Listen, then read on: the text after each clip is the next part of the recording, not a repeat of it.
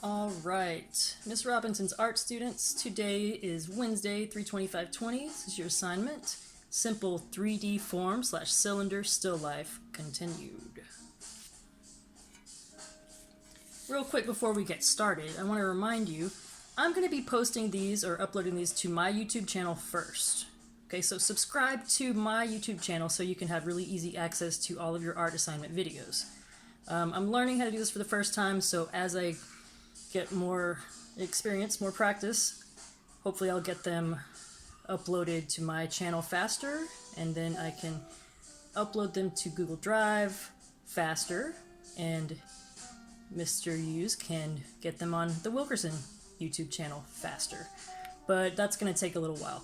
So my art student assignment videos will be on Wilkerson YouTube channel, but they're going to go to mine first. So subscribe to Janice Robinson. That's my channel's name. Jane Ice is how you spell my first name. Robinson. All right. One final reminder before we get started. I don't want you to forget to pause this video at certain points where you need to catch up on your drawing. So when you feel like it's time to catch up on your drawing, I want you to pause the video and get that part of the drawing finished. Okay? I'm going to put this card up when I think it's a good time for you to do that. It might be a good time for you to do it at other points when I don't put the card up. You're in control of that, okay? So it's kind of a benefit to us having art class remotely. You can pause me whenever you need to. Okay, so today we're going to add shading to our cylindrical objects. I drew a roll of toilet paper. You may have drawn something different. We're going to take a look at my object, my real object, in just a minute so you can see why I'm adding dark, medium, and light shading to certain parts of my drawing. And you can draw this along with me, or you can draw your own cylindrical object that you choose from your house, remember? So if you chose like a soup can or some other cylinder, like a coffee mug or candle holder, something else that is cylindrical, then I want you to look at your object, and where it looks dark, medium, and light, that's where you add those values, okay? So give me just a second here. Go look at my object. And here it is, that beautiful roll of toilet paper. So on the left side of my object, it's where I'm going to make it the darkest. The lighting's a little different than the last time whenever I drew my contour drawing. So I'm probably going to stick with my drawing, even though right now the shadows are a little bit different. It's a different time of day. So mainly the left side of my object is going to be the darkest. My medium is going to be kind of left middle, and to the right and on top, the lightest values. And then of course, you know, inside the tube there, inside the roll is going to be the darkest value. Okay, and we're back. So I'm adding hatching to mine. I want you to choose hatching, cross-hatching, or scumbling for your shading. I'm going to start adding some light hatching here in this area. This angle's not great for me. Once again, I'm drawing around my camera. It's on a little tripod, so it's a little tricky. But because this is a curved object, I'm going to be using slightly curved lines for my hatching, okay? Oh, one thing I forgot is we want to go back and make these contour lines a little bit lighter, especially over here where it starts to get very, very light. We don't want to see these lines later. Where our shading is dark and medium, it'd probably cover them up, but where it's really light, it won't unless we get rid of them more. Okay, I think that might do it. Let's get back to shading. Okay, so I'm starting with hatching. I'm going to start lighter and kind of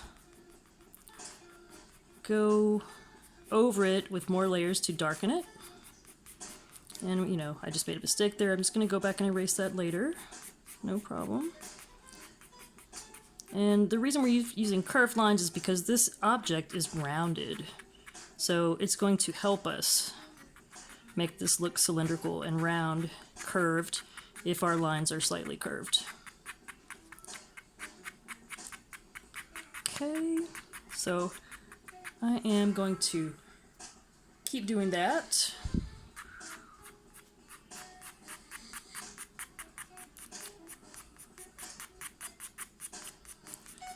And I'm going to pause this video and let you get caught up.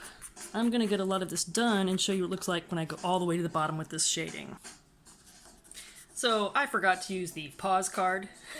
I'm going to try to remember to use that in the future. We're done pausing now.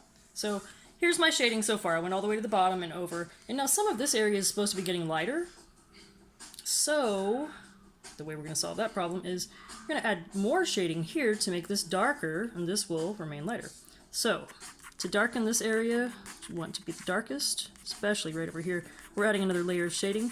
And if you have the benefit of having drawing pencils with you, which some of you may, some of you probably don't, then you can switch to your one of your B pencils now. 4B, even 6B would be great to really gently add darker shading. I'm using a regular HB pencil because I think that's what most of you have. And you know, now's not a time to go out and shop for things unless you are really in need of them and they're necessities. So I'm gonna smudge this with my finger a little bit. You can use different ways. There are different methods of smudging. I like to use my finger. You can use a tissue, you can use a blender. I'm gonna clean that up a little bit. But I mean, this toilet paper happens to have ridges, so I don't want to remove all of the lines. I do want them to show a little bit, but you know, your cylinder may not have texture, so you might want to make your lines a little closer together, and then blend those spaces between them away. So I'm adding more layers here to darken this more.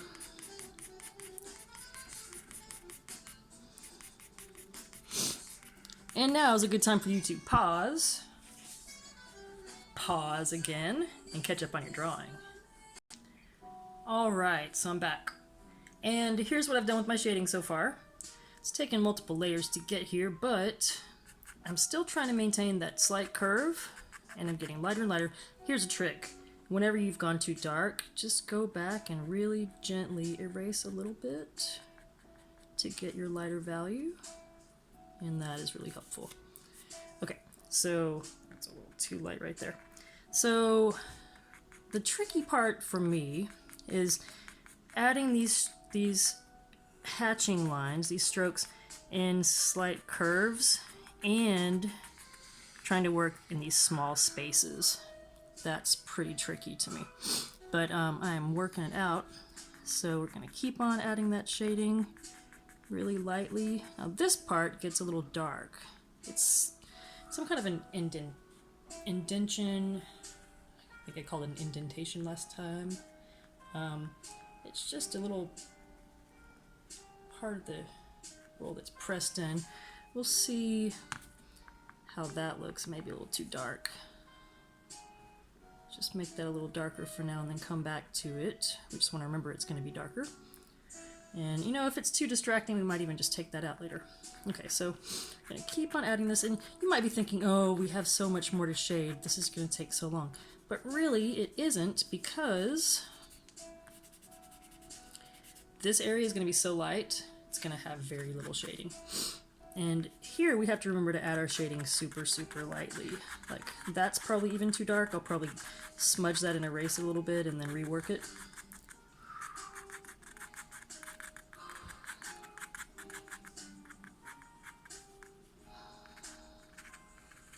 So, turn my hand this way.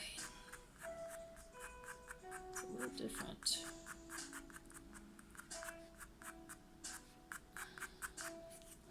That's going too dark for me. Let's see what it looks like when we smudge it. Yeah, it's a little dark. So I'm going to remove it, and I'm going to try to remove it in the same kind of curved strokes that we're using. And then I might like re-smudge it. And see, this line that we had from our contour drawing before isn't really showing up. Which is, I mean, we can see it enough to have it benefit our drawing, but it's not really showing up too much. Okay, and I think we're probably going to stop here for now, okay? And we're gonna come in and brighten this up by erasing. So we know along this line right here, we want this to be very, very, very, very light. And I want you to keep going, and I'm going to keep going with mine, but I'm going to have to stop the video. At the beginning of our next video, where we're going to draw a rectangular prism-like object, at the beginning of that video, I'll show you my end result, my roll of toilet paper with beautiful shading, and hopefully I'll get my cast shadow done also. And then we'll start our three-dimensional rectangular prism object, rectangular prism-like object. Alright, so I hope you guys enjoyed this, and I will see you tomorrow.